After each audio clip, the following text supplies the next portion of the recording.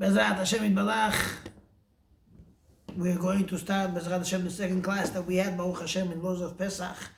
We got to the point where we're speaking about dishes for Pesach, so we'll talk about all the preparations of the kitchens and its details, how to kasher everything Bezrat Hashem the right way.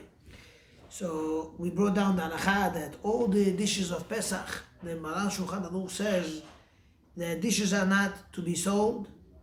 That is obvious because if you sell your dishes, many of the dishes that require to go to the mikvah, if you include them into the sale, you're going to require by law to go back and to, again, take it to mikvah, because once ownership is transferred to a non-Jew, and then it goes back from a non-Jew back to a Jew, by law you would have to take it back to the mikvah. So for that reason we say that the person should not include his dishes in the sale. So what you should do instead is, says the Shulchan Aruch, he's supposed to put it in the closet, in the room, in the place where it has a key and a lock, where you put all the dishes inside, you lock the door, and I always crack a joke saying you swallow the key, and then you pray hard that after Pesach you should come out safely, and then you run back 9 days later or 10 days later, you open the door and you take out the dishes back and you put them back in the closet.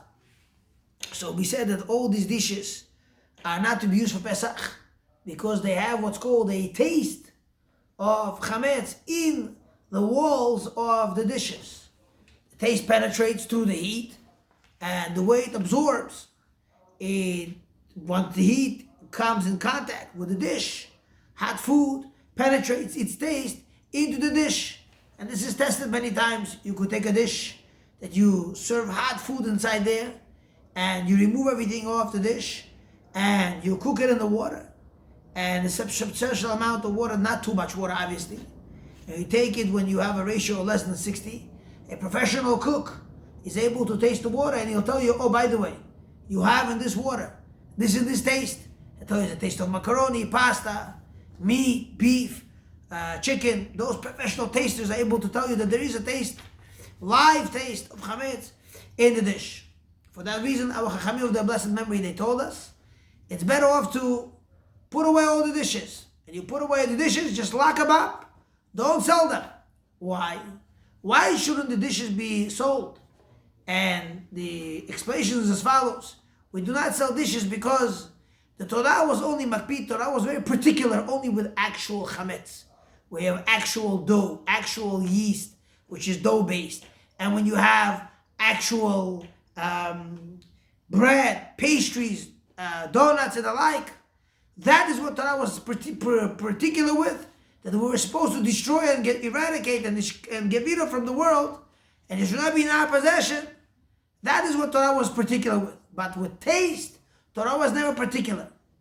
And we explained that everything that is chametz, which is dough, which is an extract or a sweat, the distillation process, or all these things, a mixture of chametz, all these things are a Sulam Pesach to have throughout the entire time. So therefore dishes are to be put away. But in case people are not able to buy new dishes and they don't want to get new dishes, they want to use the same dishes they have throughout the year.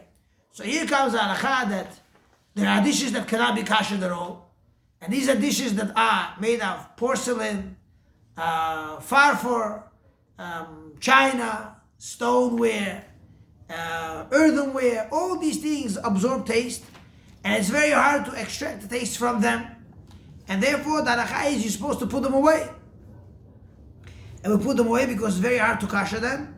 So we put them away, lock them up, and after Pesach we take them out and we could start using them again. There are dishes though that could be kasher, which according to Sfaradim were more than Ashkenazim, glass.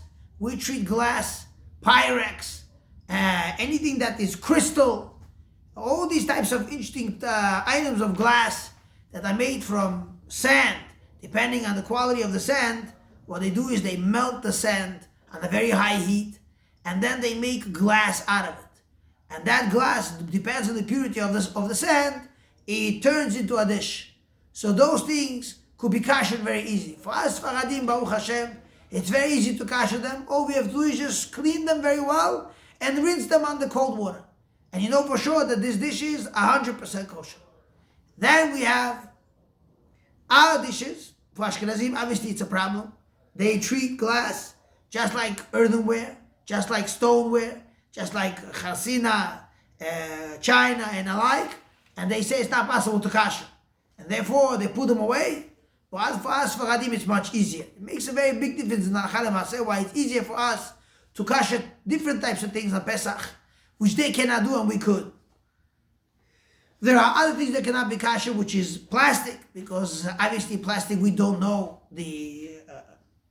how it works exactly, and we do not know how to extract the taste, and therefore we do not kasher any plastic dishes. Any dishes that also have a lining of plastic, like tifol, and you have stoneware, which is a coating of stoneware on a metal dish, also cannot be kasher. We put these away, we don't use them at all. But when you have pure glass, it could be kasher. When you have pure metal, different types of metals, depends on what you have. You could start with stainless steel, we can go to silver, we can go to gold, we can go even higher, platinum, all these metals, titanium, all these metals, and aluminum obviously also is included in there too. So all these copper, all these types of metals could be kasher. And the way we kasher them is the way they absorb the taste. That is exactly the way how they will extract the taste. And I say the very simple strategy, Chazal, they use a metaphor, they say, kibul o, kach bulto, the way it absorbs, that's the way it is going to extract. The way the taste penetrated, that's exactly the way how the taste is going to be extracted and taken out of the dish. So the way we have is the most simplest, easiest way to kasher things is a simple just rinsing and washing. Are those dishes that are used cold throughout the year. You serve cold food in it, never heat. You use cold drinks in it, never heat. These things are very simple. You just rinse them very well and you're kosher to go. And the most simplest example is going to be a Kiddush cup. A Kiddush cup is a silver goblet, a cup that we never use for hot, never use heat. Heat is bad for silver. So we use silver, we just pour cold drinks in it, wine and alike. And therefore, it's very easy. You just clean it very well, rinse it under cold water, and it's kosher or Passover. Nothing more needed to be done. If you have any other cups, for example, a lot of people, they have all types, different types of cups where they prepare alcoholic beverages. They use metal cups because they retain coolness in them. They keep them in the ice for a reason, because it has a very better effect on the alcohol mixtures that they make inside those cups. Those cups too, all you have to do is rinse them, and you could use them throughout the Pesach, no problem at all. Kosher to go, cold, rinse, and you are perfectly fine. Then we have dishes that already coming to use with heat. Okay, it depends on how it's used for heat, and that is how you kasher them. So we go from the smallest to the highest. We have, Baruch Hashem, tableware. We could have metal plates that we like to serve our barbecues on. We could have our forks, spoons, knives, cutlery, all alike, that we use by the table. We know that they are used by the table with the heat of Kli Sheni, second vessel, second dish. It's not a dish that came off the fire. It's a dish that was something that came off the fire, was served into it. So that's considered to be a second dish. And then you use your forks, your knives, your spoons, or the like. Those are easy to kasher. The way they use them, that's the way they kasher them. You ate hot pasta, hot macaroni, barbecues that had mixtures of breadcrumbs and lepioshka and alike. So all there have a tremendous amount of heat. So that's all considered like Kli Sheni, Kli Shlishi. So all these things are secondary vessel, a third vessel. All these things are easy to kasher. What you do is you take hot water that was off the flame for a long time.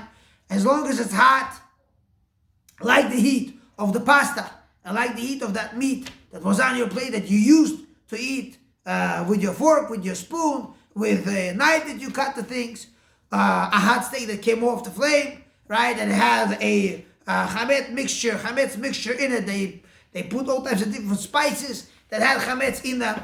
So those are very easy. You take that hot water that was sitting off the flame, and it's still hot, to retaining the same amount of heat that it doesn't have the original heat of the first dish that came off just off the fire, was burning hot.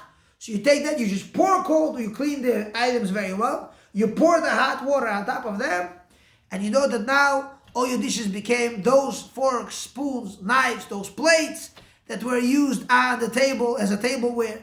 All of them become kosher at Passover, and you're good to use.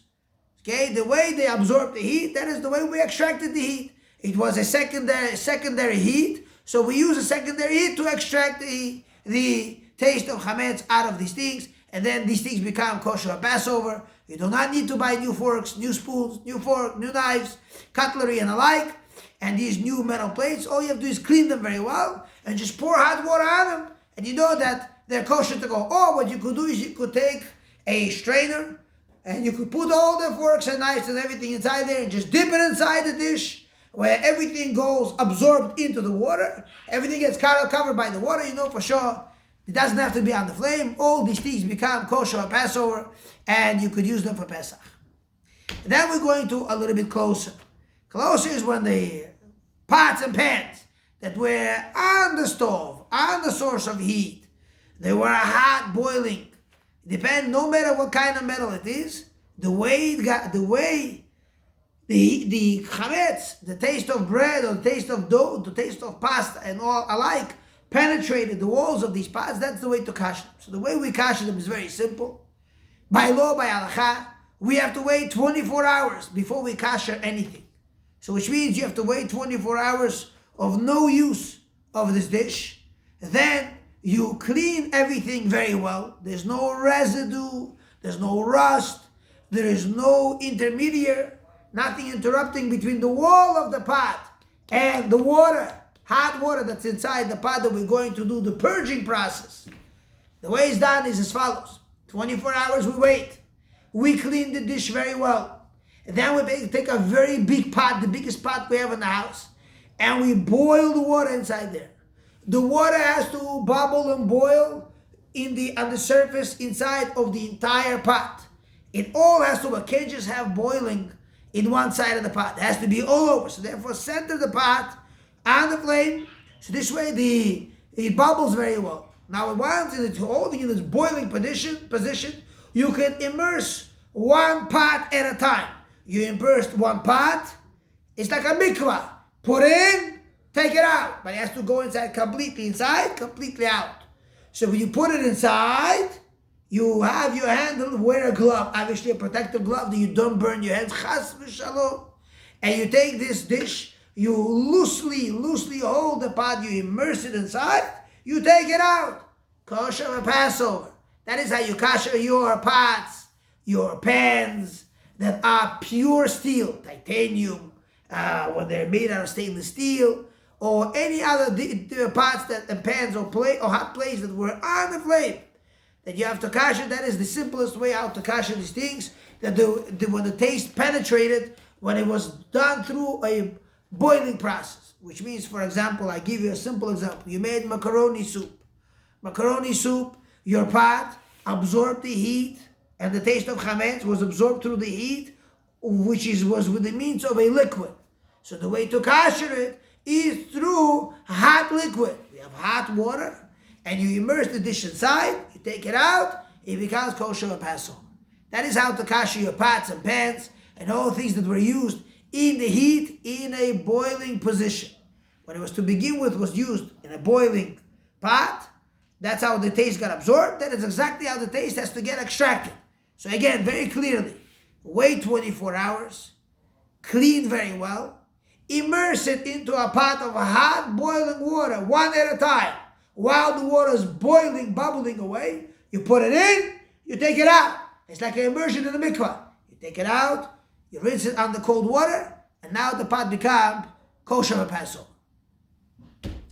That is how to kosher your pots and pans that absorb the heat through a means of hot liquid.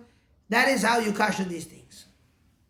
The next one we have is the items that absorb the taste of chametz through dry heat, no liquid. And I give an example. You have your mangal.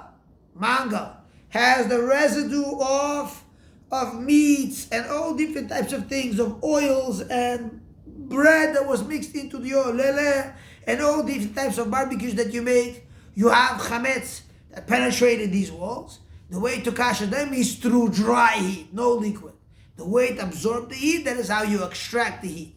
So your mangal, for example, how to kasher it? Very simple. You fill up the charcoal to the top, all the way up, filling over, almost spilling over. You light it up, and when the charcoal heats up very, very hot, and reaches the highest point where the charcoal turns red, you know that your walls already reached very high heat, and everything that was there becomes kosher. You don't have to clean any residue. You don't have to clean anything at all, because fire kashers everything. So there's no need to wait for 24 hours. There's no need to clean anything. All you have to do is fill it up with charcoal and let that charcoal burn through and through. And you know for sure that what? That your mangal becomes kosher. You could also stick your sich inside, in between the charcoal, put all your sich inside. I do warn you that there's discoloration, that your sich will not get ruined. It's just going to get a different color. What's the big deal? It's still going to be good to use, and you could use the sich and eat your barbecues Bezrat Hashem. I give you a good tip. While this is happening and you're kashering everything as it goes, once a half hour to 45 minutes passed and the charcoal is still sitting there, get a few sich, kosher sich obviously, put your sich on the meat on the sich and make a little barbecue. You could have your kids roast some marshmallows, which is kosher or Passover. Don't let this charcoal go for a waste. You could still use it. Something kosher or Passover, you could enjoy yourself and get a benefit also, by the way, besides kashering your sich and kashering your mangal. Another way how to kasher your sich, we will explain later, is when you run your self-clean ovens, when you run them for an hour or two, you could put your sich inside there. It's not a fire hazard. They will kasher, no problem at all. They will not get ruined, only a discoloration. It will turn a little bit reddish color to the sich. You won't have it looking stainless steel anymore, but it's still going to be useful. And this way you could kasher through dry heat. You go ahead, extract how through dry heat it penetrated the walls of your sich. That is how it gets extracted. Bezrat Hashem Yitbarach. That is how you kasher your mangal outside. As far as your grill outside, while we're talking about outside, let's talk about the rest. The grill, very simple. Clean it very well and let it run on the highest heat possible. You cover the lid and let it heat up.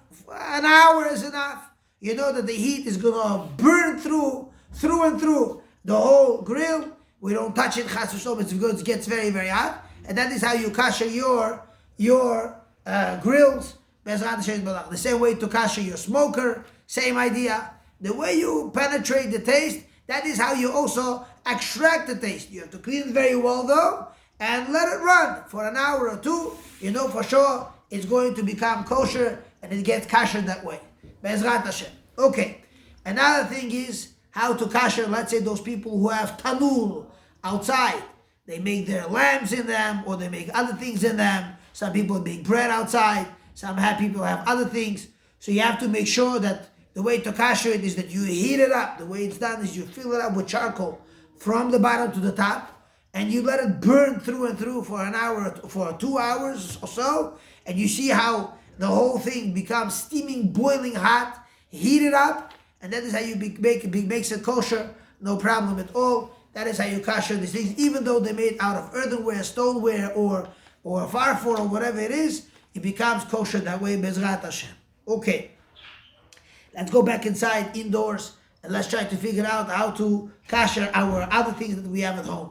First thing we want to know is how to kasher our counters. Our counters, Bezrat Hashem, the way to kasher them is, a lot of times we have spills in the kitchen. You were aiming for the plate, you tried to spill the food into a plate, and somehow it overspilled and it went on the counter. You have macaroni flying all over your counter. So that makes your counters chametz. And you have to make sure that you have to know how to get rid of the problem.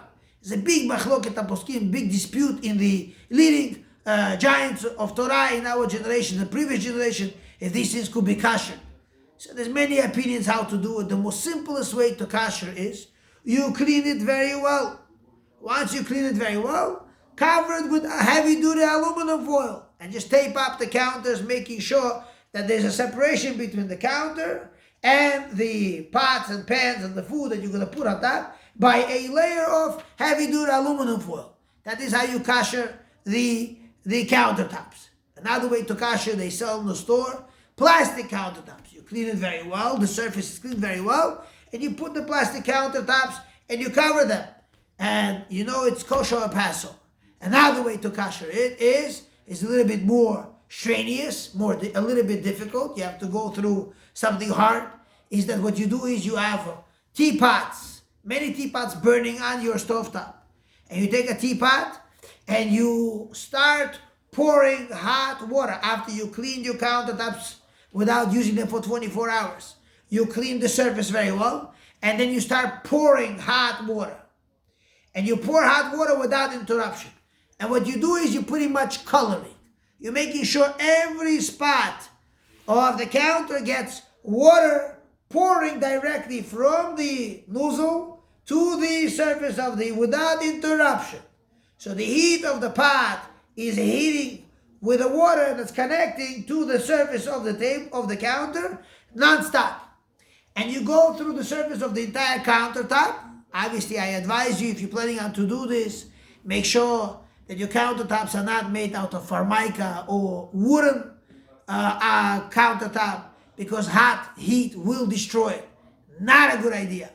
Or quartz. I never tried koshering a quartz with hot water. Don't know if it will be able to. Probably will be able to survive it.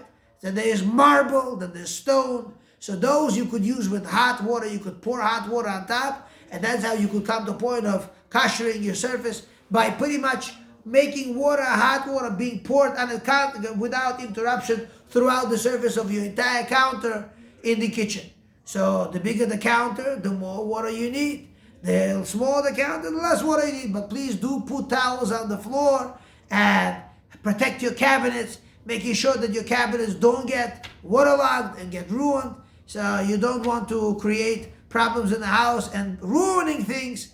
And the best way, obviously, is to do it is by covering it with aluminum foil, heavy-duty aluminum foil that doesn't tear, doesn't rip so fast, or by a plastic counter that are sold in the store. They have them available. You could buy them. It's easy. It's only for 8 days. Your kitchen won't look nice for 8 days, but it has a different look.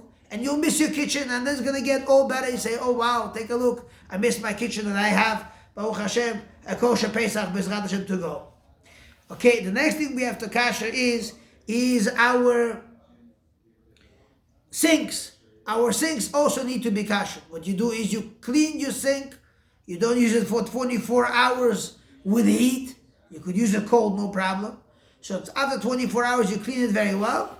And you do pretty much same thing, whatever you do to the counter. You pour hot water on the surface of the entire sink, and your sink becomes kosher. I do advise you, though, if your sinks are made out of clay, earthenware, stoneware, those, please try to abstain. Do not use them with hot boiling water. Try to use lukewarm or warm water, but not too hot, because obviously it's a very big machloket poskim if this sink could even be kosher to begin with. Okay, the next thing to kosher is our samaval. Samaval is those hot urns that we have. Hot urns, you don't use them with chametz, you don't put anything inside. They're kosher all year round. You just have to clean them very well and continue using them, no problem. Some people come, they ask, Rabbi, but I put on top of my samaval, on top of my hot urn, I put pita, I put bread on Shabbat, or I put other chametz items on top in order to heat up on Shabbat or on Yom Tov. So those, we say that we have to make sure that we take the lid and we kosher it by putting it into hot water. You immerse it into a hot boiling water like you were koshering your metal dishes. You could kosher your lid that way, and your samavar is perfectly fine, kosher to go to use for Pesach. As far as your refrigerators and your freezers, please don't go all out and crazy. Just clean them very well with cold, because it never absorbs any any taste of food anyways, because nobody puts hot stuff inside the refrigerator or freezers unless you're planning on to ruin them. So you just clean them, wipe them down clean, and they're kosher Pesach to go. Now if you're planning on to keep chametz inside your refrigerator or your freezer, please box it up, close it up tightly, and seal it up, and write chametz on it, sold to a non-Jew on Pesach. This way you don't come to a point of making a mistake, chas v'shalom, and using these items on Pesach to make sure that the sale is covers it and it's sold to a non-Jew for throughout the entire time of Pesach. As far as your sourdough starter could also, you could put inside there, or those people who are careful not to sell any chametz, they could throw it out. What could you do? After Pesach, you could go ahead and restart. I'm sure within 2-3 days, you could catch on. This year, it's very easy. 3-4 days, and by Thursday, Friday, you have your sourdough starter all prepared, all good to go. If you want to discard it, you can go ahead and throw it out. It's going to be perfectly fine. It's not like all the other years where Pesach is the middle of the year. Now, as far as your cabinets, your drawers, kitchen cabinets, and all the other cabinets where you store food, and you put chametz in them throughout, or you speculate maybe you put chametz in them, you have to clean them very well, wipe them down, get rid of all the chametz. If you have a closet that you want to keep chametz in there, you have to seal it and close it and lock it up. Make sure nobody by mistakes opens up, and write under the sign, sold to a non-Jew throughout the entire time of Pesach. As far as your people have different kinds of ovens inside the house. They have regular ovens, they have steamers, they avoid having mantushnitza, they give mantu for that reason, and steamers come out very good. You could make all different types of things in there. So a steamer could be kosher the same way. You do a descale cycle, it descales, cleans it up, and then you leave it on for a high temperature for about an hour, and your steamer is kosher at Pesach, and you could use it for many good things, Bezrat Hashem, throughout your entire Pesach. As far as the dishwasher is very easy to clean. You clean it very well. Don't use it for 24 hours. Clean it very well, especially the bottom part where you have where all the drain, where everything goes down there. A lot of stuff sits there, although it doesn't have any good taste to it anyways, but still, clean it out. It's good to clean it, because just in case you have fresh chametz in there, you clean it out very well. And then you run it for one cycle of a hot cycle, and your dishwasher becomes kosher for Pesach to use Bezrat Hashem. Okay, as far as ovens are the best, according to all poskim, no machlokot, no arguments, no leniencies. You buy a new oven for Pesach. You say, for Pesach, I have a separate kitchen. You know for sure it's kosher. Reason being is because, first of all, for us it's easy. If it has a glass door, according to Sfaradim, kosher. So it's not a problem. Wipe it down, clean it, wipe it down, it's kosher. For Ashkenazim, it's a problem. Then you have another problem with the oven that is problem according to everyone. We know there is a gasket that goes all around the door of the oven, or the oven itself. When you open it up, you see there's a plastic gasket that goes around. That is what prevents heat from escaping. And it holds the heat inside, and it closes the door tightly. It's very much needed. You cannot cook food without that gasket. So that gasket is a big machloket if it could be kosher. Rav Yosef Khiyayev was lenient. He said it's okay, but obviously it's better not to if you could avoid, you should avoid. And therefore the best thing is to have a separate oven. You have a separate oven is the best thing for Pesach. It doesn't have to be anything expensive. It could be a decent, good working oven. You could make all your food over there for Pesach Bezrat Hashem. You lock it up throughout the whole entire year, and then through Pesach time you open it up and you lock up the other oven. No, headache free, no need to kasher. But now that we have only 1 or 2 ovens that we always use, we have a dairy oven, a meaty oven, so those ovens have to be kasher. So the way we kasher them is very simple. If it's not a self-clean oven, you have to leave it alone for 24 hours. After 24 hours, you please wear a mask. Open the windows. You don't want to smell any bad fumes. You're young, you're energetic. These fumes don't bother you. But little by little, it's a build-up. With age, chas v'shalom, you could have a build up a difficulty of breathing and the like. Chas v'shalom. It's not for you, not for anyone. You have to be careful when they advise you that these things are poisonous, they're deadly. So please make sure, even if you have a chadame, you have a shivcha knanit, you have a cleaning lady or your living maid, whatever that you have, that they help you out with everything in the house. Please make sure, take care of their health. It's Kiddush Hashem. Give them a mask, give them gloves, so their hands don't get irritated, do not become, these things make so much skin problems. Hashem Yirachem. They could make so much breathing problems. Be very careful.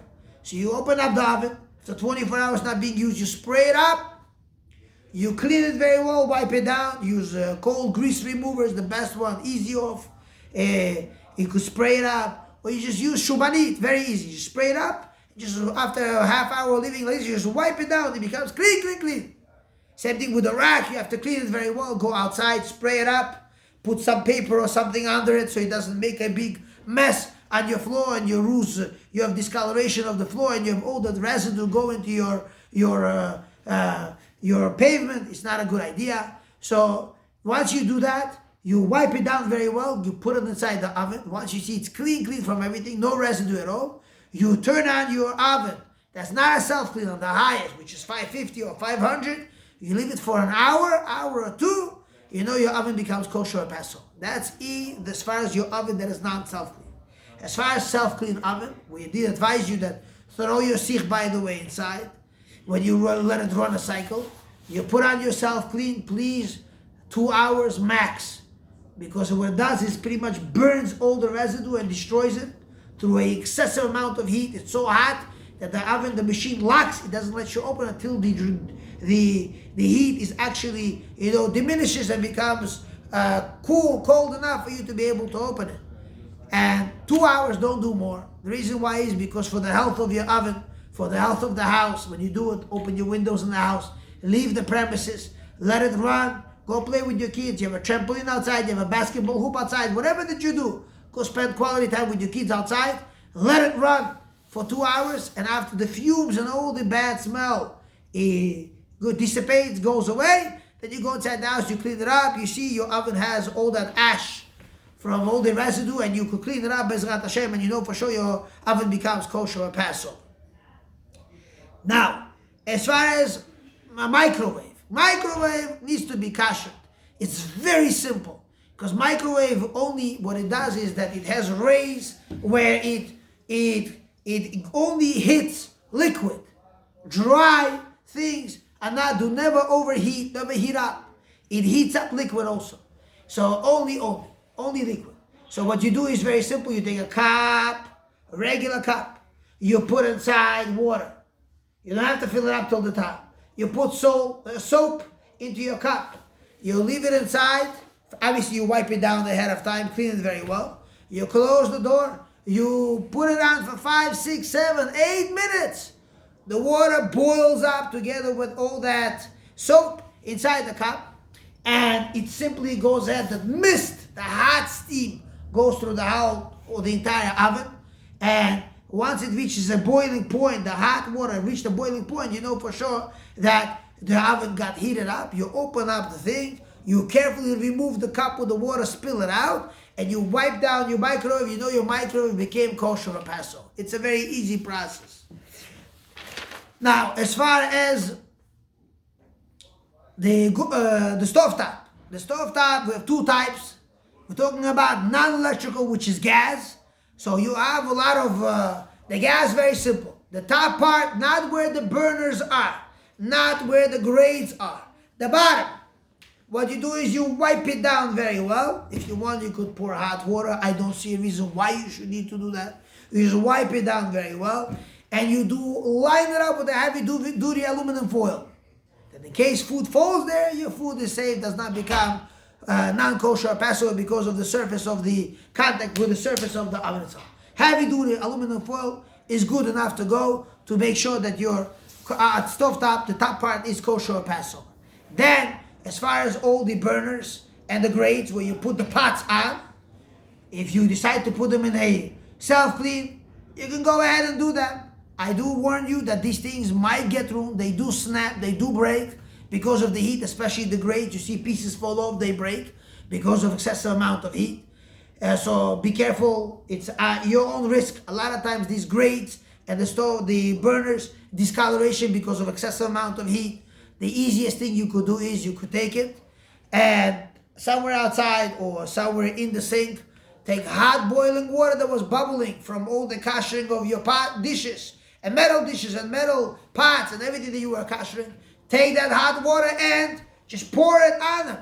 When the water pours all over them and covers the entire surface from bottom and top of these burners and these grates, they become kosher. Passover, you have no problems at all. That is how you kosher these things, Bezrat Hashem. Okay. What about electrical tanurim, the ovens, electrical ovens? Very simple. You just clean it up very well. Same like self-clean. A lot of them come self-clean. You just turn it on hot for 2 hours and they become kosher.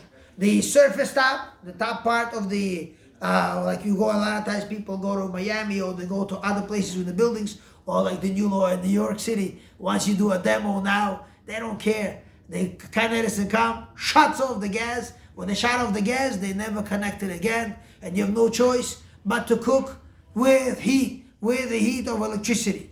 So those, very simple, all those things, you just come, clean the surface very well. If it's a glass top, clean it very well, and just wipe it down with cold water. It becomes kosher or Passover.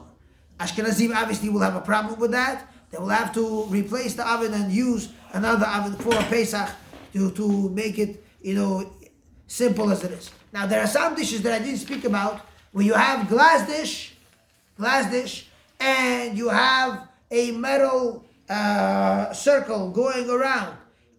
Like for example, a lot of lids in our ovens, in our pots. Pots have lids, and lids have a plastic handle with some metal right beneath it, and with a screw connects it, and then you have a metal ring going around. Those you have to clean very well. If it's possible to unscrew and remove, handles could be unscrewed and removed. Those have to go into hot water. You have to immerse everything in hot water when it's bubbling in order to kosher those. Okay? That as far as that. As far as dishes, some dishes are glass, and you see a dish glass, and on the surface and around they have some kind of design. And you don't know what that design is made out, looks like paint. That design, also, you don't know if it's glass or not. Also, just take it, dip it into hot water, take it out. You know that glass dish becomes kosher that way. Normally, glass dishes, you don't need to do any of that. Just wipe it down with cold water and it's kosher to go. But in this case, because it has something on it, to be safe and sorry, you have to make sure that you have everything kosher that way. Bezrat Hashem, I will try to come up with another class when it comes to kashrut, what to use for Pesach, what not to use for Pesach. Bezrat Hashem, one of these days I'll try to catch up. Hopefully it will be sooner, maybe tomorrow night or after tomorrow. I will go ahead and give a basic guide on kashrut, what to use, what not to use. Bezrat Hashem, we'll get to it. Pesach Sameach.